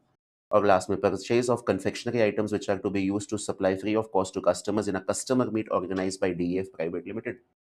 तो यहाँ पे हम कहते हैं जी 1 लाख रुपए जो है वो आपने कन्फेक्शनरी आइटम खरीदे, और कन्फेक्शनरी आइटम जो आप कस्टमर्स को मीट में देने वाले हैं फूड्स और बेवरेजेस पे आपको आईटीसी नहीं मिलेगा, तो इस पे आईटीसी आपका ब्लॉक्ड है। अच्छा क्वेश्चन है एंड 10 मार्क के हिसाब से रिस्पेक्टेबल, बहुत ज्यादा लेंगे नहीं है। मूविंग अहेड, एक और question, ABC Infra is a partnership firm registered under GST. It furnishes the following details about services provided during the month of Feb 2024. फरवरी 2024 के दौरान आपने ये सर्विसेज प्रोवाइड की है, सर्विसेज प्रोवाइडेड, तो ये सारे transaction outward tax outward leg की है, और कंसिडरेशन रिसीव्ड, इसके बाद services given and services given, तो ये सारे ट्रांजैक्शन आउटवर्ड लेग की है। इस बच्चे ने यहाँ पे कुछ इनवर्ड लिखा है तो भाई ये गलत है इसके point. All supplies mentioned above are intrastate supplies. GST rate for CGST, SGST, IGST are 9%, 9%, 18% respectively. Compute the GST payable. तो बात ऐसी है जी, पहला point, consideration received from neighboring housing cooperative society as ABC Infra agrees to install effluent plant for treatment of wastewater even though there is no legal requirement to do so. कोई legal requirement थी नहीं करने की, but cooperative society के कहने पे हमने एक एफ्लुएंट प्लांट बनाया है ताकि वेस्ट वाटर को ट्रीट किया जा सके, और उसके बदले हमने पैसा लिया। As far as I remember exhibition के चैप्टर में इस पर्टिकुलर पॉइंट के लिए कोई एज सच एग्जिबिशन नहीं थी, सो आई बिलीव ये जो ट्रांजैक्शन है, ये ट्रांजैक्शन टैक्सेबल होनी चाहिए, और टैक्सेबल होने के साथ 9% और 9% का CGST SGST यहाँ पे पेबल होना चाहिए। To the best of my knowledge I don't think there was an exhibition for such kind of entry. अगला, consideration received from distribution of passes for cricket match organized as firms or annual event. Total 500 passes have been distributed, 2,42,500. अगर मैं 2,42,500 को 500 passes से divide करूं तो पर पास value कितनी आती है? पर पास आपके पास जो वैल्यू आती है वो वैल्यू आती है 485। मतलब पर टिकट या पर पास आपने कस्टमर से 485 रुपीज़ लिए हैं। जहाँ पे स्पोर्टिंग इवेंट, चाहे रिकॉग्नाइज्ड स्पोर्टिंग इवेंट हो, चाहे नॉन रिकॉग्नाइज्ड स्पोर्टिंग इवेंट हो, उसका टिकट प्राइस 500 पर पर्सन या इससे कम होता है, तो वहाँ पे ट्रांज़ैक्शन एग्ज़ेम्प्ट होती है, टैक्स नहीं लगता है, तो उस तरह से ये एग्ज़ेम्प्ट हो जाना चाहिए। अगला, services given of booking air tickets in economy class for flight between Mumbai to Manipur. तो मुंबई टू मणिपुर जो है, इसके रिस्पेक्ट में अगर आप फ्लाइट की टिकट बुक करा रहे हैं और इकोनॉमी क्लास में बुक करा रहे हैं, तो ये एग्जेम्प्ट है, क्योंकि आपकी फ्लाइट जो है वो नॉर्थ ईस्टर्न एरिया में या तो ओरिजिनेट होती है, टर्मिनेट होती है, और इकोनॉमी क्लास है। बिजनेस क्लास होती तो टैक्सेबल हो जाता, फर्स्ट क्लास होती तो भी टैक्सेबल हो जाता। अगला, services given for construction of building to state government in relation to function interested to municipality under article 243 W of the constitution, construction material used of this much is included in the given figure. Overall 820 है, जिसमें से material इतना है। तो ऐसी services ना दो situation में एग्जिम्ट होती है, या तो प्योर सर्विसेज हो, या फिर अगर कंपोजिट सप्लाई भी है, तो कंपोजिट सप्लाई में आपके जो गुड्स की वैल्यू है ना, वो गुड्स की वैल्यू 25% या इससे कम होनी चाहिए ओवरऑल कॉन्ट्रैक्ट की। अब 2,79,375 को अगर मैं 8,20,000 से देखता हूँ, तो यहाँ पे मेरे जो गुड्स की वैल्यू है ना, वो गुड्स की वैल्यू 25% से ज़्यादा आ गई है। जब वो 25% से ज़्यादा आ गई है, ट्रांजैक्शन टैक्सेबल होगी, एग्जेम्प्ट नहीं होगी। आगे बढ़ते हैं। Mr. T is a registered dealer of Andhra Pradesh trading in different types of machinery and its related different types of service. Their aggregate turnover for the preceding financial year 22-23 for sale of machinery was 1.32 CR. It was very first year, so they had not started for providing service related to machinery. For financial year 23-24, they are planning to provide repair and maintenance service of 6.25 lakh, for which they have to purchase some raw material of 5 lakh from the other state. Till date, they are purchasing within state only. From the information given above, examine whether Mrs. T can opt for composition scheme under section 10(1), 10(2)(a) or 10(2) of the CGST Act for financial year 23-24. एक trader है और कोई person Andhra Pradesh के अंदर अगर trader होगा, तो उसका जो एप्लीकेबल थ्रेशोल्ड है आंध्र प्रदेश का आपका जो एप्लीकेबल थ्रेशोल्ड है, वो एप्लीकेबल थ्रेशोल्ड कॉम्पोजिशन स्कीम के हिसाब से वो आई थिंक 1.5 करोड़ होना चाहिए। और जब आपका प्रीसीडिंग फाइनेंशियल ईयर का टर्नओवर 1.5 करोड़ के अंदर अंदर है, तो आप section 10(1) and 10(2) composition scheme for goods जो है उसे ऑप्ट कर सकते हैं। इस साल मैक्सिमम कितनी सर्विसेज आपको प्रोवाइड करना अलाउ किया जाएगा? 1.32 सीआर 1.32 सीआर का 10% जो मेरे पास आएगा 13,20,000। तो हम कहते हैं 10% of turnover of preceding financial year और ₹5 लाख, व्हिचएवर इज हायर। तो 13,20,000 तक का आप जो है अमाउंट जो है 13,20,000 का, इतना जो अमाउंट है आप सर्विसेज का प्रोवाइड कर सकते हो। ये तो रिपेयर मेंटेनेंस सर्विस 6.25 लाख की देंगे तो बिल्कुल चल जाएगा। और जब आप कॉम्पोजिशन स्कीम में होते हैं, तो आपकी सेल इंटर नहीं होनी चाहिए, सेल इंट्रा होनी चाहिए। सेल दूसरे स्टेट में नहीं हो सकती, लेकिन आपकी परचेज जो है वो दूसरे स्टेट से हो सकती है। तो yes, this person is eligible for composition scheme. He can provide services up to rupees 13,20,000 in the current year and also is free to procure raw material from other states also. आगे बढ़ते हैं। Garima, having its permanent residence in Bhavnagar, Gujarat, purchased car from Kiara Motors of Jaipur, Rajasthan to take the advantage of lower registration charges and road tax. तो यहाँ पे supplier कौन है? यहाँ पे सप्लायर है कियारा मोटर्स, जयपुर, राजस्थान। और रेसिपिएंट कौन है? तो रेसिपिएंट गरिमा है, और गरिमा जो है वो कहाँ पे बेस्ड है?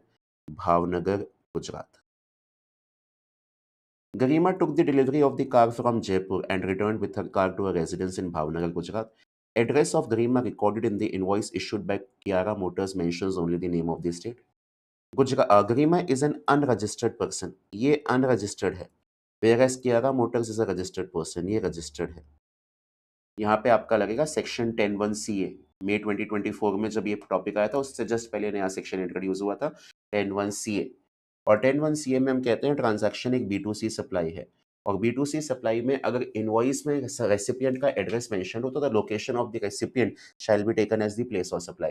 और पूरा एड्रेस ना भी मेंशन हो, सिर्फ स्टेट का जिक्र हो, तो भी चल जाएगा। तो यहाँ पे हम कहेंगे इनवॉइस पे गरिमा का एड्रेस मेंशन है, उसमें सिर्फ स्टेट का नाम है, तो वो भी चल जाएगा। तो प्लेस ऑफ सप्लाई आपके पास यहाँ पे गुजरात आएगी। आगे बढ़ते हैं।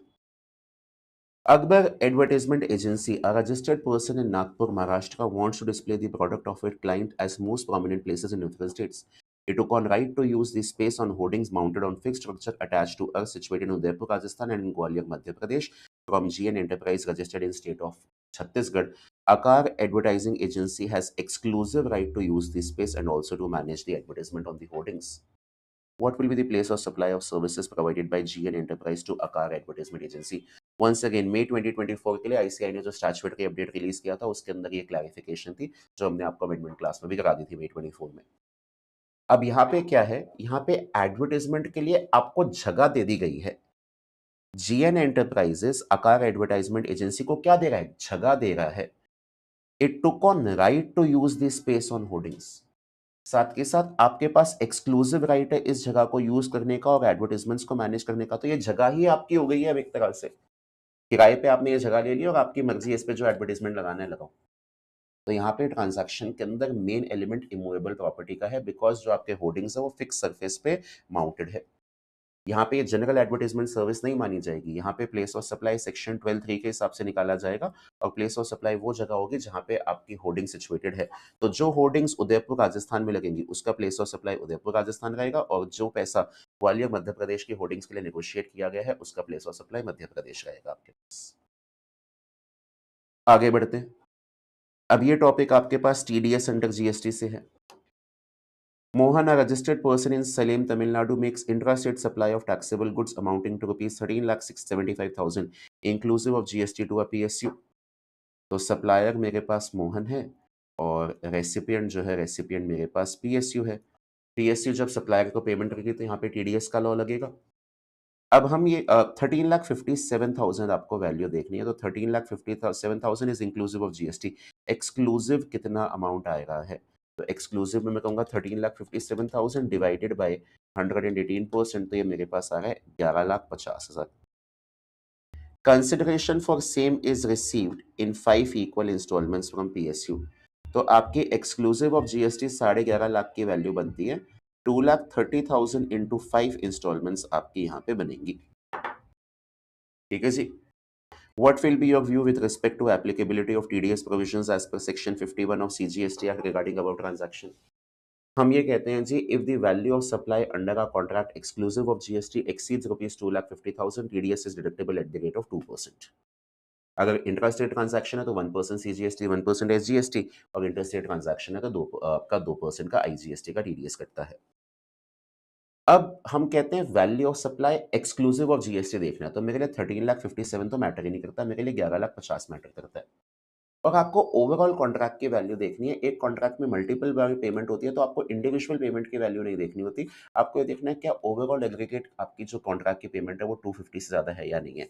ऑल्दो आपकी इंडिविजुअल पेमेंट 2,30,000 रुपीज है, बट एग्रीगेटली आपकी जो वैल्यू है वो एग्रीगेटली आपकी वैल्यू 2.5 लाख रुपए से ज्यादा है, 11,50,000 रुपए है। तो 11,50,000 जब आपकी एग्रीगेट वैल्यू है तो टीडीएस आपका कटेगा। और यहाँ पे क्योंकि ट्रांजैक्शन लिखी भी हुई है इंट्रास्टेट है तो 1% सीजीएसटी और 1% एसजीएसटी। जब जब पेमेंट होगी 2,30,000 पे जो पीएसयू है वो 1% सीजीएसटी और 1% एसजीएसटी 2,300 एंड 2,300 पर ट्रांजैक्शन पे, हर पेमेंट पे 5 टाइम्स ये टीडीएस आपका कटेगा। और ये टीडीएस गवर्नमेंट को कब तक जमा हो जाना चाहिए, जिस महीने में कटा है उस महीने की अगली 10वीं तारीख तक गवर्नमेंट को जमा हो जाना चाहिए।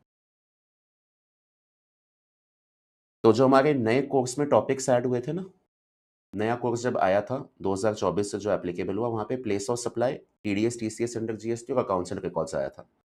तो आपके पास 5 नंबर का ये टॉपिक प्लेस ऑफ सप्लाई से क्वेश्चन ये जो है, इसके बाद ये 5 नंबर का क्वेश्चन आपके पास टीडीएस के टॉपिक से, और ये 5 नंबर का, ये 5 नंबर का पॉइंट, और इसके आगे भी एक और 5 नंबर का, ये जो है वो आपके अकाउंट्स एंड रिकॉर्ड्स से। तो जो 3 नए टॉपिक्स जीएसटी में ऐड हुए थे वो 20 मार्क्स के एग्जाम में पूछे गए हैं। Every registered person executing works contract shall keep separate account for works contract under CGST Act Rules 2017. List the details to be maintained. तो आपकी जो समरी बुक है वहां से आपने एज इट इज पढ़ सकते थे आप इस चीज को। मेन बुक में भी था, समरी बुक में भी था कि आपका जो पर्सन वर्क्स कॉन्ट्रैक्ट एग्जीक्यूट करता है उसे क्या क्या डेटा मेंटेन करना होता है। Name and address of the person on whose behalf the contract is executed, details of payment received in respect of each works contract. फिर उसके बाद आपने क्या क्या गुड्स और सर्विसेज जो है वो इस्तेमाल किए हैं इन वर्क्स कॉन्ट्रैक्ट के एग्जीक्यूशन से, और जिन सप्लायर से आपने रिसीव किया है उनके नाम और एड्रेसेस। तो प्योर थ्योरेटिकल क्वेश्चन आपके पास। आगे बढ़ते हैं। Discuss the provisions related to import of service by a registered person as prescribed in section 71B, 71C and schedule 1 of CGST Act। तो यहाँ पे आपके पास एक चार्ट अवेलेबल रहता है और उसके थ्रू आप सारी चीज बोल सकते हैं कि जी इंपोर्टेशन और सर्विसेज की बात करें तो इंपोर्टेशन और सर्विसेज जो है वो कंसिडरेशन के लिए भी हो सकता है और वो विदाउट कंसिडरेशन भी हो सकता है। अगर सर्विस का इंपोर्टेशन जो है वो सर्विस का इंपोर्टेशन कंसिडरेशन के लिए है, if the services are being imported for a consideration, पूरा आपको यही वाला फ्लो चार्ट लिख के आ रहा था। If the services are being imported for consideration, transaction आपके लिए सप्लाई मानी जाएगी, चाहे उसमें बिजनेस एलिमेंट हो या ना हो। And if the services are imported without consideration, अगर वो बिजनेस के लिए है तो जनरली सप्लाई नहीं है बट वो सप्लाई मानी जा सकती है। The transaction is being carried out if the service are being received from a related person. और अगर ना तो बिजनेस एलिमेंट है और ना कंसिडरेशन एलिमेंट है तो ट्रांजैक्शन सप्लाई है ही नहीं। हम क्या कहते हैं, कंसिडरेशन है, बिजनेस एलिमेंट हो या बिजनेस एलिमेंट ना हो, क्योंकि कंसिडरेशन है तो ट्रांजैक्शन तो मेरे लिए सप्लाई मानी जाएगी ही जाएगी। कल को कंसिडरेशन नहीं है, बिजनेस भी नहीं है तो ट्रांजैक्शन मेरे लिए सप्लाई नहीं है। कंसिडरेशन नहीं है लेकिन बिजनेस एलिमेंट है तो जनरली तो मेरे लिए सप्लाई नहीं है, लेकिन अगर ट्रांजैक्शन जो है वो रिलेटेड पर्सन से रिसीव हो तो उसे सप्लाई माना जा सकता है। ये आपको लिख के आ रहे थे पॉइंट्स। आगे, list out the category of persons who are exempted from e invoicing provision. तो ई इनवॉइसिंग से किस किस को फ्री किया हुआ है, एसईसी यूनिट्स को फ्री किया हुआ है। इसके अलावा banks, NBFCs, insurance company, passenger transportation में आप इन्वॉल्व हो, मल्टीप्लेक्स स्क्रीन ऑपरेटर हो, गवर्नमेंट डिपार्टमेंट से, उन सबको ई इनवॉइसिंग के प्रोविजन से फ्री किया हुआ है। अगला, ये क्या पूछ लिया, आईसीआई कुछ तो क्वेश्चन का लेवल रख लो, इतना रोट लर्निंग एंकरेज करोगे। No act or proceeding of the GST council shall be invalid merely by certain reasons. What are they? हम बच्चों को जीएसटी काउंसिल क्या होता है वो बता देते हैं, जीएसटी काउंसिल कौन से आर्टिकल में होता है वो बता देते हैं, जीएसटी काउंसिल का क्या कॉम्पोजिशन होता है वो बता देते हैं, जीएसटी काउंसिल में क्या कोरम रहता है, वोटिंग के लिए कितनी परसेंटेज होनी चाहिए, जीएसटी काउंसिल का क्या रोल है वो बता देता है। आपने तो ऐसा क्वेश्चन पूछा है, no act or proceedings of the GST council shall be invalid merely by certain reasons. What are they? थोड़ा सा out of the box question है। क्या रीजंस होते हैं? या तो जीएसटी काउंसिल का कॉम्पोजिशन जो है अगर वो इनवैलिड है, या वैकेंसी है उसके अंदर, या किसी भी मेंबर का अपॉइंटमेंट जो है वो इनवैलिड है, इसकी वजह से जीएसटी काउंसिल की प्रोसीडिंग्स को इनवैलिड नहीं माना जाएगा। इस क्वेश्चन का मतलब ये, कुछ सिचुएशंस में आपकी सिचुएशन ठीक नहीं है बट स्टिल जीएसटी काउंसिल का जो डिसीजन है उसे इनवैलिड नहीं माना जाएगा। No act or proceeding of the GST council shall be invalid merely by certain reasons. What are they? तो अगर आपका वो जीएसटी काउंसिल का जो कॉम्पोजिशन है वो कॉम्पोजिशन अगर ठीक नहीं है तब भी आपकी मीटिंग के डिसीजंस वैलिड है। जीएसटी काउंसिल में किसी मेंबर का अपॉइंटमेंट जो है वो अगर तरीके से नहीं किया गया तब भी कोई दिक्कत नहीं है। इसके अलावा जीएसटी काउंसिल के कोई भी प्रोसीजरल फॉर्मेलिटीज अगर तरीके से नहीं फॉलो की गई है तब भी कोई दिक्कत नहीं है। प्रोसीजरल फॉर्मेलिटी थोड़ा सा out of the box question है। Last point, Commissioner has notified some specified persons to maintain additional accounts or documents as mentioned in Rule 56 of CGST rule. Agent is defined under Section 25. List the additional accounts or documents to be kept by agent. तो accounts and records वाले topic से आपके पास question है कि agent को क्या क्या records maintain करने हैं। तो एजेंट को जो रिकॉर्ड मेंटेन करने हैं जी वो ये रिकॉर्ड्स हैं। एजेंट को नंबर 1 पावर ऑफ अटॉर्नी अपने पास रखनी है जिसे हम ऑथराइजेशन बोलते हैं। एजेंट को ये बताना रहेगा, ये रिकॉर्ड बनाना रहेगा कि उसने प्रिंसिपल के बिहाफ पे क्या क्या गुड्स और सर्विसेज सप्लाई किए हैं और प्रिंसिपल के बिहाफ पे क्या क्या गुड्स और सर्विसेज उसने रिसीव किए हैं। उसके बाद स्टेटमेंट ऑफ अकाउंट कि भाई वो चिट्ठा भेजता है पूरा कि मैंने क्या सेल की है, क्या परचेज किया, आपके लिए मेरी क्या कमीशन बनती है वो। और कल को एजेंट प्रिंसिपल के बिहाफ पे कोई भी टैक्स पे करता है गवर्नमेंट को तो उस टैक्स की डिटेल्स भी देनी है। If I have to give an overall conclusion of the paper, paper is above average. GST बहुत शॉर्ट है, बहुत ज्यादा डिटेल नहीं है। जीएसटी का पेपर बहुत टाइमली हो सकता है आपका, क्वेश्चंस की लेंथ मैनेजेबल है, जो इनकी वेटेज है उस हिसाब से आपके पास एकदम एप्ट कंटेंट है लिखने को। लेकिन यस, इनकम टैक्स का पेपर थोड़ा सा लेंथी साइड पे है, so some of you might have face difficulties in completing this paper. ये एक एनालिसिस था हमारे पेपर का। जिन लोगों ने पेपर दिया है उनको पता चल चुका होगा उन्होंने कितना ठीक किया कितना ठीक नहीं किया। जिनको आगे पेपर देना है, it acts as a good measure जहां पे आप अपनी तैयारी देख सके।